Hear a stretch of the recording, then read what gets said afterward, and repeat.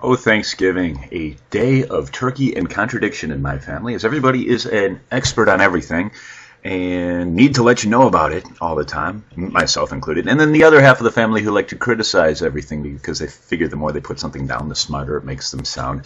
Wonderful. Doom and gloom. Awesome. Bottles of wine. Crown Royals on the rocks, mashed potatoes, the whole 9 yards. Women cornering me from my family saying, "Greg, isn't there a woman in your life yet?" "Yeah, Greg, what do you not like women?" Thanksgiving is the day of thanks. Well, thank you very much.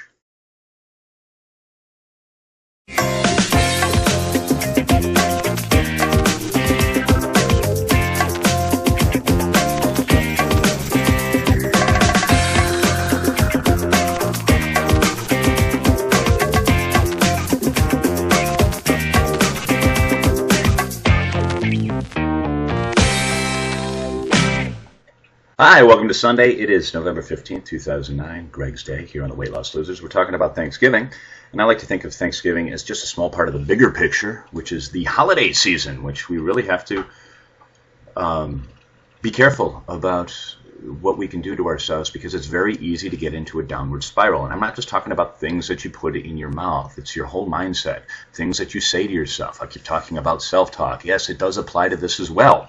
Because, the other Weight Loss Losers, as I was watching their videos, there were a lot of really good tips on how to healthen up your Thanksgiving.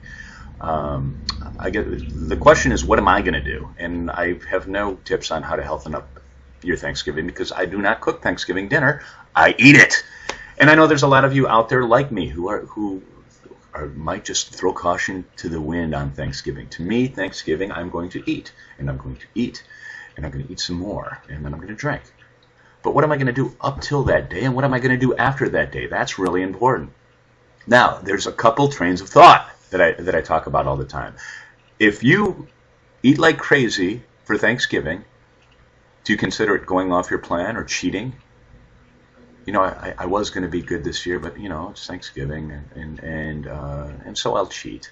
Or did you say, like me, it was a scheduled deviation? This Thanksgiving, I did not go off my plan. Thanksgiving was part of my plan. How could it not be? I knew Thanksgiving's been coming. It's been on my calendar all year long, hasn't it? I knew it was there. I knew what I was going to eat. So I put it as part of my plan. I did not go off my plan at all. It was part of it. Kind of an interesting plan. I do that actually every week, twice a week now that I'm in Maintain. Up until pre-Maintain, I did it once a week. And when I wanted to lose weight really fast, I didn't deviate at all. It's the whole thing about the mindset with that is I think if you say this is part of my plan, you have the can-do, I can attitude. If you cheated, you have the I'll try attitude, which means you are more than likely going to feel guilty the next day, and you're going to start thinking, well, yeah, people expect me to screw up, and I expect myself to screw up. And this is the holiday season, and you're going to find more excuses every day to put something bad in your mouth. You have leftovers, you have parties, you decided to order pizza because your favorite pizza place has a great holiday deal, or whatever. And instead of sticking to your plan because of your mindset, you just started setting yourself up for failure. And I'm so big on that. To me, think of Thanksgiving, if you are going to not eat healthy, that it is a part of your plan. And this is the part I'm going to take it for this day, this part. Now, a lot of people are wondering about what I keep talking about, the scheduled deviation, because my problems with weight was not as much metabolic based as it was addiction based. And I remove addictions from my food. So if I have a scheduled deviation, I have all my addictions. How do I get away with that? I do want to cover that because I keep promising I will. I'm going to talk about that right now. All right, so one of the big things is after you have your Thanksgiving dinner, if you decide to go nuts, how do I get back on track? If I am going to put in a whole bunch of foods that I was addicted to and I removed from my diet, who's to say I'm not going to crave them like crazy the next day?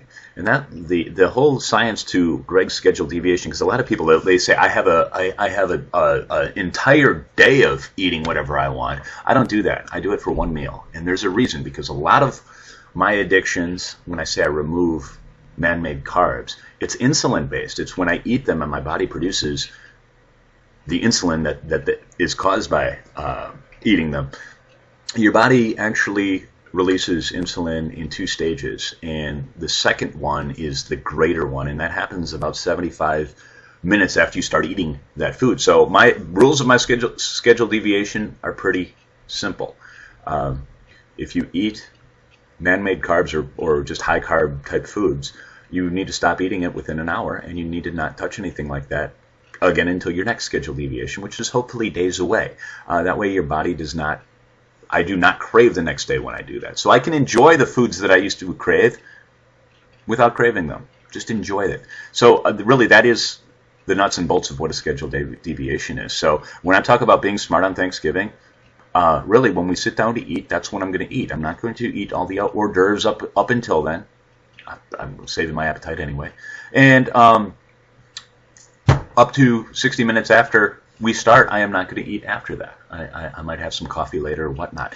And really, and I actually do that a couple times a week. And if you have an addiction-based problem, it's very good. If you are more metabolic than addiction, I would not do schedule deviations a whole lot until you are very close to your goal.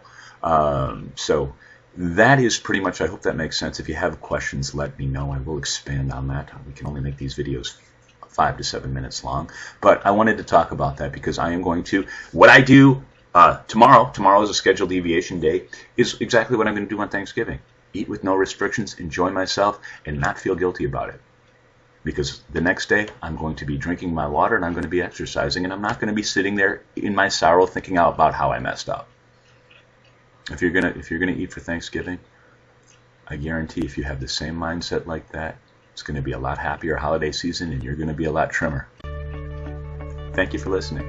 Next week, we are going to be talking about social reactions to your weight loss. Shanti will kick us off. How do people react to your weight loss, positively or negatively? Backhand them. See you next time.